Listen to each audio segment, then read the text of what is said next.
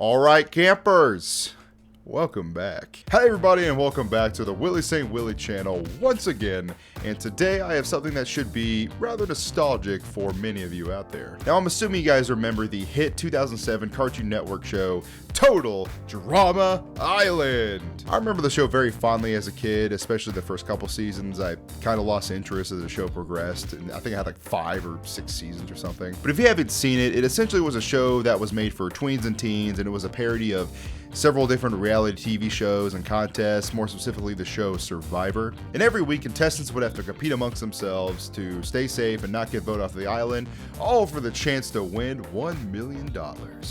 With inflation, it'd probably be like $100, but you know, whatever. And throughout the show, all sorts of shenanigans would occur, alliances made and broken, and possibly even romance? Question mark.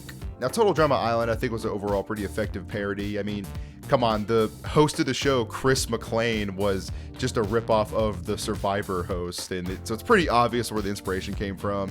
It wasn't until later on where the show kind of became like a parody of itself by having like 5 seasons and returning cast members, which kind of just became a joke of itself of how ridiculous a lot of the reality TV shows become. But anyway, but today we're talking about something that's a little bit darker. A horror-themed, fan-made, alternate universe of Total Drama Island known as Island of the Slaughtered. Even though I think Total Slaughter Island would have been a better name, but you know, whatever. Now, this AU has recently been blowing up on TikTok, and not that many people on YouTube have really talked about it, so I figured I might as well make a video of it. But you might have seen some of the creepy fan art that is the claim to fame for this series. But we'll get into that. Now, I'll be going over the entire story of the AU, and besides the fan art itself, most of the story is told through the descriptions on the TikTok posts themselves, so I highly recommend you go check out the original creator on TikTok, EV_RY, as they are the original creator, so you know, shout out to them. Now, I'll leave a link to the page in the description below as everything's on there, and I did notice in their bio that it says they're 14, which I mean, to have any sort of creative project like this blow up on any social media website at any age is impressive, but I thought it was especially impressive, them being 14. So hopefully this encourages them to keep working on and expanding their art and creative projects, and who knows, maybe they'll make another standout series in the future. Now, as I mentioned before, this whole alternate universe gives me real creepypasta vibes, which I was a big fan of when I was younger. And I thought all you guys out there might be interested in it, so I decided to talk about it. But that being said, trigger warning for everyone watching this, as this story contains many disturbing topics and some graphic imagery. It's all fake, like none of it's real, it's all just fan art. But still, I just wanted to leave that kind of viewer discretion out there in case some people are disturbed by that and don't want to continue any further. And if that's the case, then you know, just go out and check out my other videos or someone else who's better on YouTube. I don't know. Okay, campers, now that that's out of the way, without further ado, let's get into Total Slaughter Island. Island of the Slaughtered. One day in the year 2007, 22 teenagers from different backgrounds had gone to participate in what was supposed to be a reality show called Total Drama Island, hosted by McLean. Isolated in a land surrounded by waters of sharks, made to be far from society, stuck to live in an old campsite amidst people who are very different from you. Could it get any worse? Unfortunately for the campers, it sure did. Because of the poor inspections meant to torment the participants, they did not know of the man in the woods. It hasn't even been 2 days when the killings began to occur. All 22 campers are left behind in the island, with a murderer on the loose. No hope, no help, nothing. The self-centered host, together with his crew, immediately fled from the island when the first kill was discovered, and he remained missing from the public after. Reports have been made from the family of the missing teenagers, but not much was done since the location of the island was never mentioned to anyone. What happened to the campers remains a mystery. A month later, Chris arrives back on the island. He brought 2 people with him for help. It's been a while, McLean. You left them there to rot. Why are you here again? Because of guilt? Because of sympathy? Or is it because you can't stand the blames being sent to you for something you did? You're just doing this because you miss being the good guy in the eyes of others. Who cares anyway? Just find them, hope you find good news, and pray you don't end up in the same way you think they did.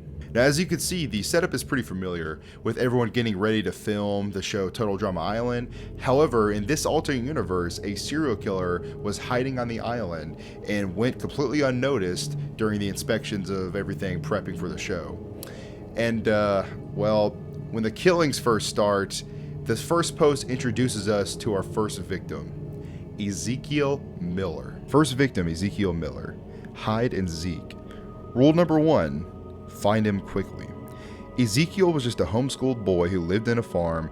He had so much things to learn about the world. It was a shame when he was found hiding under his bunk bed and on the lifeguard chair and in the kitchen cupboards and in a tree all at once. Chris, have you heard about it? About his love for hide and seek. It was one of the few outdoor games he knew how to play. You will hear a whisper in your ear, a mumble. You won't know what it says the first time. Don't ignore it. Listen to it carefully. As you walk on the island, the mumbling will be more clear. Keep paying attention. Once you make out the words, find my hand, find it. Search everywhere quickly. You will be given an amount of time to do so. He'll repeat this in rounds to you. Find my leg, find my arm, find my torso, find my head. Different parts of him you must look for. If you do find them, he'll leave for a while. If you don't, find yourself a good place to hide, because he'll be the one looking for you, and he's really good at this game. We then get the aftermath of the murder of Ezekiel, and how his body parts were cut up into multiple pieces and scattered throughout the island. Now, every post after this pretty much follows the same formula of the descriptions adding just a little bit more to the story and describing who the next victim was during the time period when all the contestants were left on the island. Because, as I mentioned previously, Chris McLean, upon discovering the body of Zeke, decided to flee with the rest of the camera crew and leave the campers on the island. And since the location of the island was entirely unknown by anyone else outside of the film crew and show, they were basically left there, and obviously being left alone on an island with a serial killer is not exactly a good recipe for success. And honestly, if you actually watch the show, I can very easily see Chris McLean leaving all of the campers on the island at the first sign of actual danger. So yeah, this kind of coincides well, I think, with the actual show. You know, besides the horror and gore and murder and all that, but, you know, whatever. Anyway, moving on to the next victim. Second victim, Lindsay Top. Silent Lindsay. Cliff. Rule number 2. Backstabbers get what they deserve. Lindsay trusted a lot of people. She considered them friends. One of those people was Chris. But why did he leave her there? To get her mouth sewn shut? Why did he leave her there to get thrown off a cliff? Why did he leave her there to deform her face? How do you feel, Chris? Do you feel scared? Is it because the guilt is catching up to you? Or is it because you feel as if you're being followed? Oh yeah, you know you're being followed. She doesn't waste any time appearing herself in front of you. She doesn't even try to hide herself. She's just there, watching your every move. Her mouth is grotesquely sewn shut. One of her eyeballs have popped out of her socket. One of her ears are missing. A stick is plunged right at her forehead. Do what you want. Stare at her or run away. Either choice. She'll eventually begin walking towards you in a speedy pace. She catches you, you're done for. You run, she follows. It's then that you realize you're atop a cliff, cornered at the very edge. She planned this. Do you see her figure as she walks closer? Do it. Jump. See if you'll land on the water or the land. You won't survive either way. Now, if you haven't noticed it already, it's pretty obvious that there is a haunting and supernatural element with each of the murder victims, and it's pretty heavily implied, if not just outright stated, that the contestants who were killed basically haunt the island and torment anyone they come across because they're like vengeful spirits. But again, I can touch on more of that later. Overgrown Sadie. Forest path. Rule number 3. Be aware of the differences. Katie was Sadie's best friend. Sadie was Katie's best friend. They grew up and did everything together. They faced almost the same problems with one another, but this was the challenge of their life. It really did hurt for Katie to watch as the man feeds Sadie to the wolves. Chris, is there anything else you know about Sadie?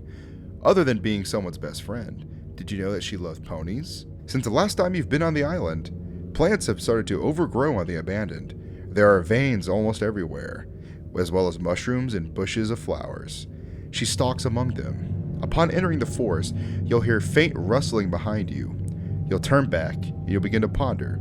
Were there flowers there before? You can't tell. You continue to walk, and it's the same thing happening over and over again. She doesn't want you to go anywhere. Not after what you've let it done to her. For one moment, you look at her from a safe distance. You look again, and she's much closer to you now.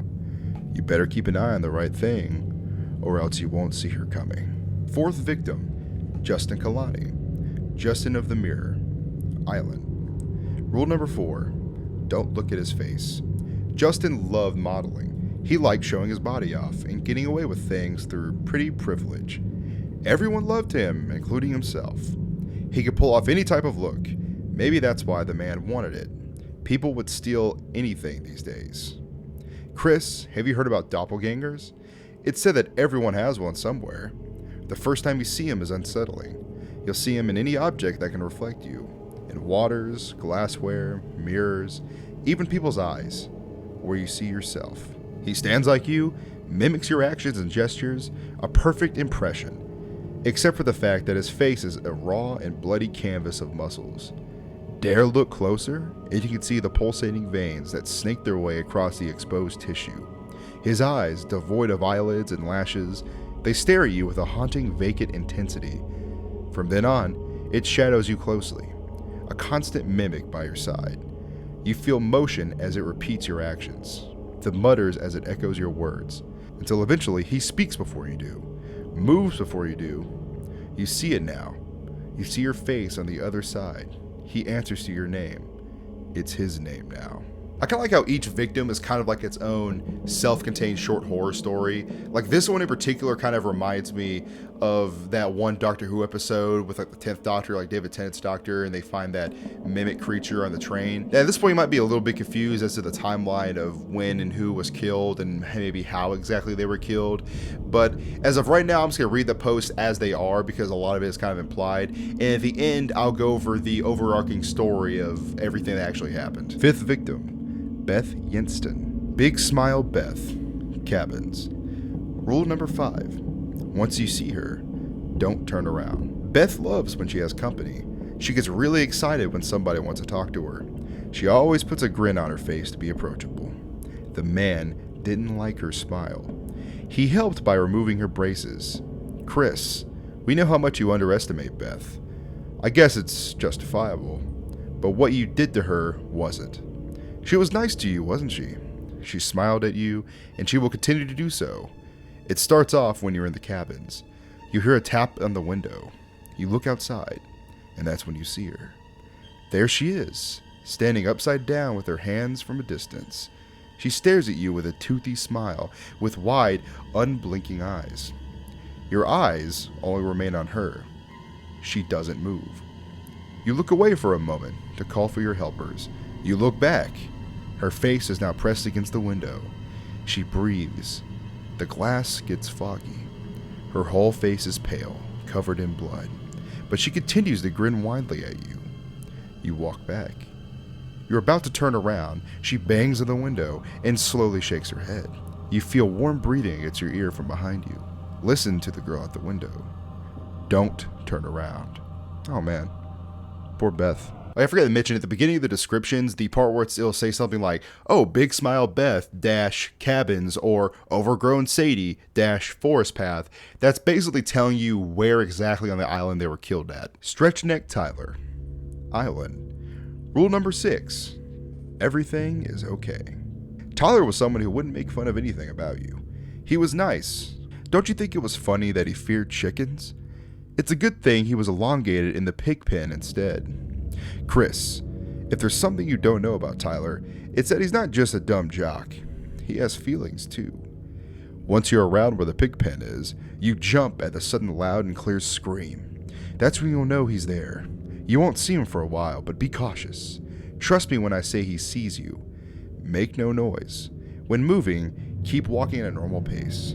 Pretend that scream didn't bother you at all. The grass shuffles as you walk. You hear the scream again. This time, it sounded closer. Keep walking. Keep calm. That's the smartest thing you can do. You feel the rain start to drop. Look up to see the stars that once guided you. You've made it out of the forest. Who knew what could have happened to you in there? Just be glad you survived this one. Just act like the rain wasn't his tears.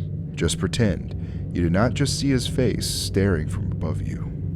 Okay, now we're getting into real, body horror territory with the murders, but, okay, let's keep going.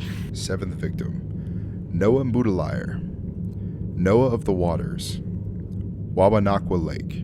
Rule number 7. Mind your business. Noah was used to being picked on. It doesn't really bother him anymore. He just wished people would leave him alone. But not in the sense to leave him by himself in the forest to be strangled and drowned by a murderer was not anything he could handle. Don't take gambles when you're messing with the dead. Chris, that sounds like you. You just might be his type. He has an eye for an easy mark, especially when you're lost at his new home. You've explored the forest to find no hope of escape.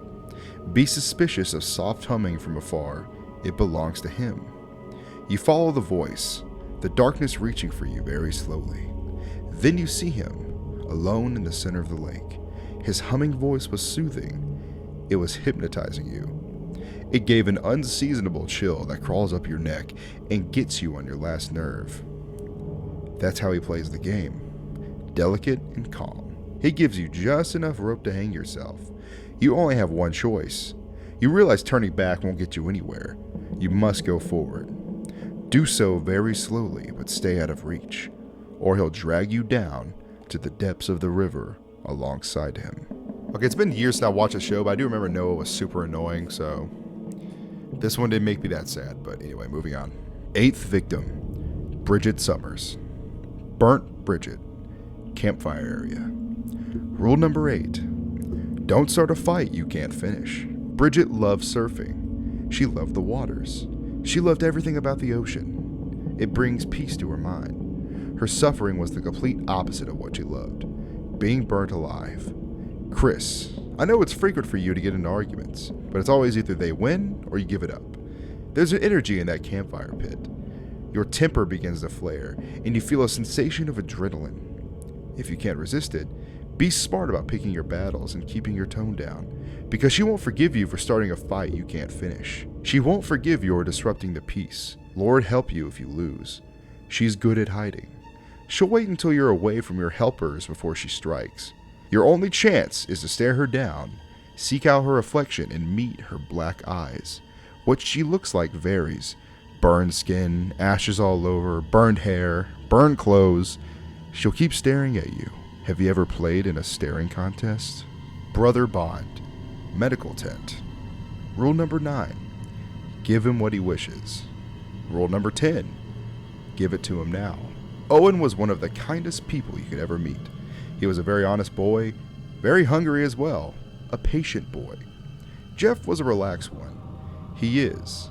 He loved parties and throwing them. He'd invite anyone because he loved to share his joy with others. A chill person. Watch as they lose their patience being combined together. You must have thought of yourself as a generous man for adding a medical tent on the island, Chris. Campers could get themselves treated whenever they get hurt by accidents. But who planned to put them in accidents in the first place? You'll hear very loud grumbling from that tent. You swear the ground shook when it did. It's the big guy. He's hungry. You enter the tent and you'll see one of the most horrific scenes displayed before your eyes. There he was.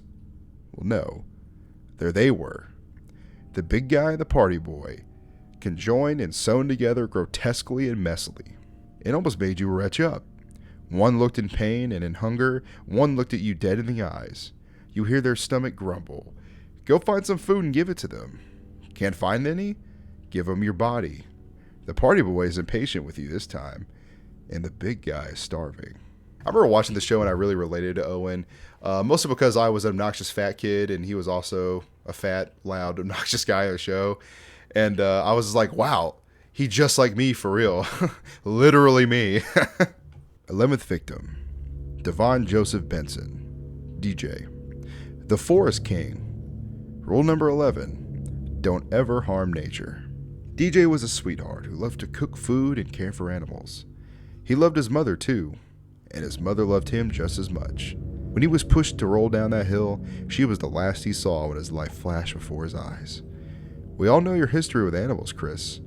You starve them, neglect their needs, even hurting them for the sake of your ratings. It's an ultimate regret that you stepped foot on the island again, because the animals have an angel to protect them, and he won't think twice in being a devil to you. Just like an animal, he stalks his prey, very silent and careful, a biting cold being the only thing that signals his approach. Your breath crystallizes in the air as he pounces.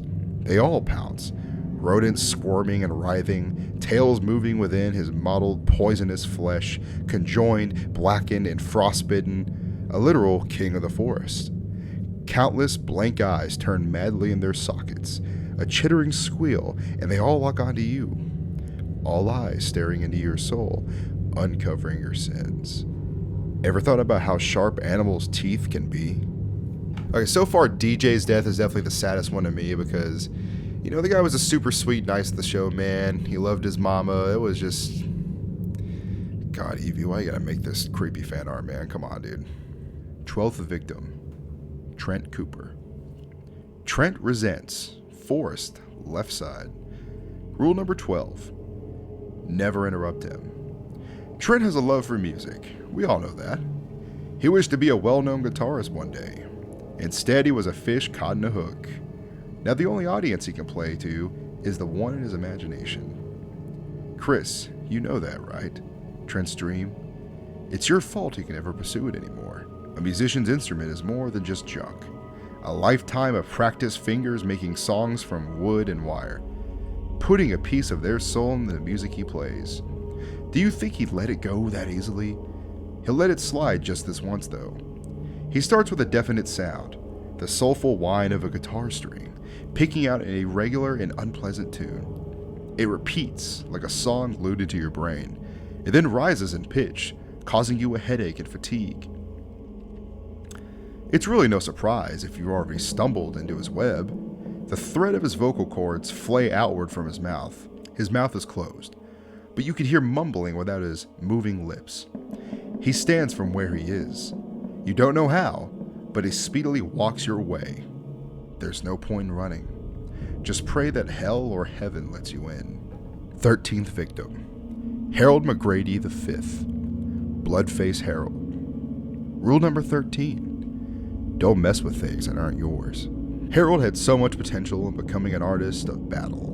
His intelligence together with some skills and knowledge in martial arts are proof of that, but still, he brought dishonor upon his name when he lost his own life in a real battle.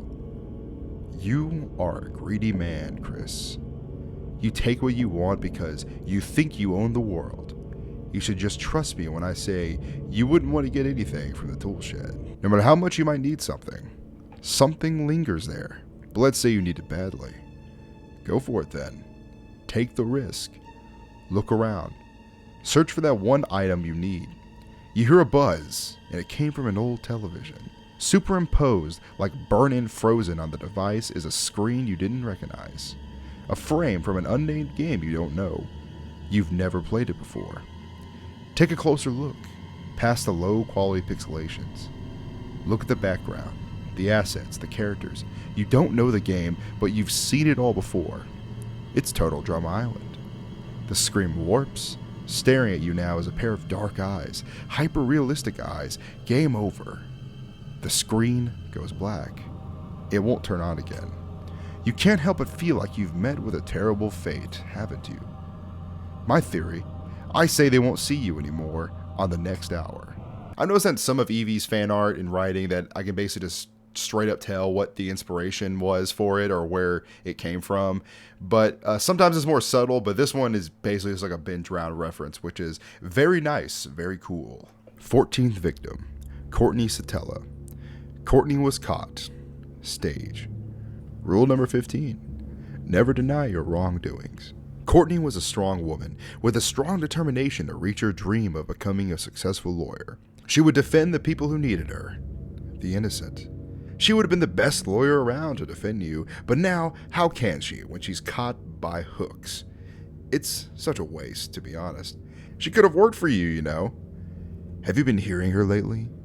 She dances late at night on the stage. You can hear her there. The pulling of ropes, the metal clanging of hooks, the creaking of floorboards, the grunts of dissatisfaction. I would call her a no-para-po, a harmless spirit that only minds its business. But that's wrong. You'll know when you've lied about what you've done. You'll know if you stay hidden behind the bleachers, and you'll know when she catches your eyes in the bleachers. So hold your tongue. Never let her overhear words that contradict the truth, even if you think it's the truth, because she gets angered by lies. You'll start to feel her presence. Short brown hair in the corner of your eyes. You cannot help it as words tumble from your mouth. Her shouts in your ears. Painful sensations of your skin being pierced. Your words no longer your own. Actions not your own. You're like a puppet. And now your feet move in a dance you never learned the steps for. I actually really liked Courtney too. I mean, her and Duncan's dynamic was just super cute in the show. I remember that. So this one's really sad because I feel like Duncan was probably crying. 15th victim, Heather Kasuga. Heather's hair, cafeteria. Rule number 15, leave the island now. Heather was a mean girl, but have you heard of her past? I don't think so. You would think she deserved what she got, because until the end, she was a cold and selfish person. No, she was a kid. She begged and screamed for her life the night she was decapitated.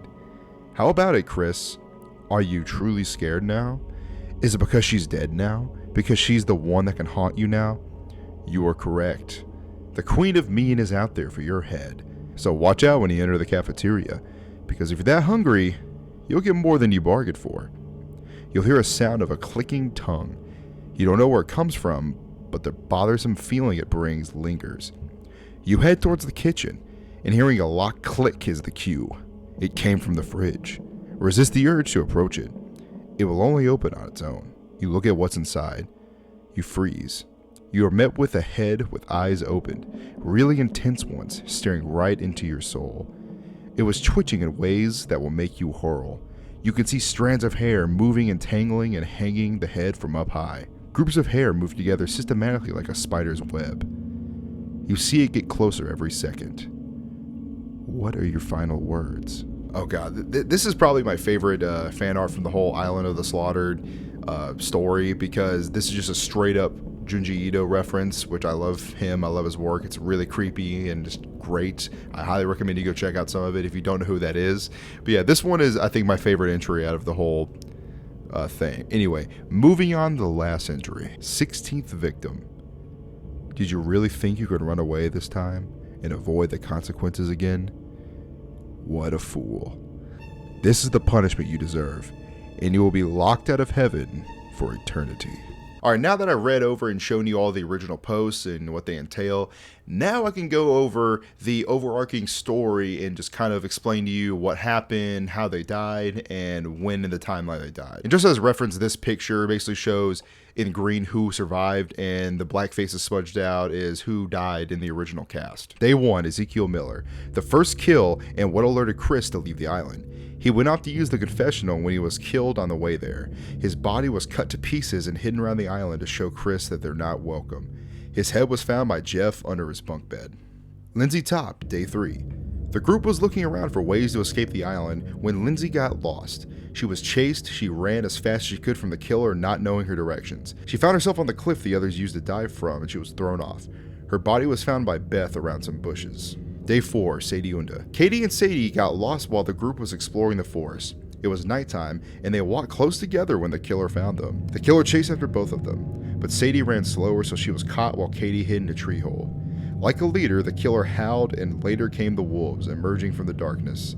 Katie watched as Sadie gets fed to the wolves, and when the killer was out of sight, Katie ran and searched for the group. Justin Kalani, Day 10. The group was traveling together, all close to one another to look for camp. Justin was somewhere behind the group and was swiftly taken without anyone noticing. His face was torn off with a knife and his body was left by a pond. His body was found by Trent. Beth Instant, Day 14. It was daytime when Beth needed to use the confessional. She thought it was safer during the day, so Beth went alone because it wasn't too far from the group. But the killer stood there waiting and Beth froze. She gave him a sheepish smile, which the killer hated. She tried to run, but the killer grabbed her ponytail and dragged her elsewhere while covering her mouth. Her head was bashed on a giant boulder. When she was dead, the killer took her braces out. Her body was found by Courtney. Tyler Kennard, day 18. It was a night of chaos because the killer appeared and started chasing everyone. They chose to chase Tyler around when everyone got separated. He went through fields, lakes, and forests to escape. The killer tripped and bruised his knee. He was taken to a shed and a rack was used on him, tearing his body apart. His body was found by Noah. Noah Mutalayer, day 20. The group was separated into two to find food since they all ran out of stock. Noah was in Duncan's group and they got lost from the darkness of the forest. Duncan and Noah got into a massive argument about directions to leadership to personal stuff. Duncan got so angry he forced his group to leave Noah alone because he was a loner. Left alone, the killer caught him by the neck with a rope, strangled him, stabbed him, and drowned him in the lake. His body was found by Cody. Bridget Summers, day 23. Another night of chaos when everyone was being chased. Harold tripped over a tree stump and Bridget went back to help him. After that, Bridget tried to catch up, but was close to the killer. The killer grabbed her shoulder and then threw her in the fire pit. Her body was found by Jeff. Day 24, Jeff Algolan and Owen Burnham. During the chaos at night, Gwen tripped over some leaves which caused her to feel ill. Jeff and Owen volunteered to fetch her some medicine from the medical tent because 2 people was better than 1. Once there, Owen's stomach grumbled loudly, attracting the killer to the tent. Owen was knocked out first with a bat, then Jeff later killed with a machete. They were then sewn together. Their bodies were found by Katie. DJ Benson, day 24. After hours of waiting for Jeff and Owen, Cody and DJ were sent to search for them. Walking to the medical tent, they found the killer exiting the tent and the killer went after them. They ran together from the killer, but Cody was faster with his feet, and they went different ways. The killer went after him to a high ground and was pushed and rolled down the rough land. Nobody found his body. Trent Cooper, day 27. He and Gwen were searching in the forest together for some sort of escape or medicine for her allergy. Trent's leg was then caught by a bear trap and Gwen tried her best to get him out, but Gwen heard heavy shuffling and she knew it was from the killer. Gwen, her actions faster than her mind, ran away while Trent called her name. Trent was caught and hung on a hook by his neck and impaled with fishing spears. His body was found by Duncan. Harold McGrady V, day 30. Harold has had it with the killer and decided to get a decent weapon from the tool shed for protection while everyone was asleep. He was feeling brave, but that courage was soon put to waste when his head was grabbed from behind and bashed on a table very hard. Then it was bashed on a TV screen and he was left to die in that shed. His body was found by Courtney. Courtney Sotela, day 32. While everyone was asleep, she was kidnapped by the killer. She would have escaped the killer's hold if the killer didn't twist and break her leg. She was beaten to death and hung on the stage in a dance position with hooks. Her body was found by Gwen and Duncan. Heather Kasuga, day 34. Another night of chaos, and the killer just appeared while everyone was chilling. The killer grabbed Heather by her hair while everyone ran away. She was crying and begging the killer to let her go. She was then decapitated with a chainsaw. She was so pretty, the killer decided to keep her head in the chiller. Her body was found by Lashana, and her head was found by Gwen. Bait. It was kind of him to distract them for everyone to escape. So the overarching story is basically this. A serial killer was hiding on the island that was supposed to be the set for Total Drama Island.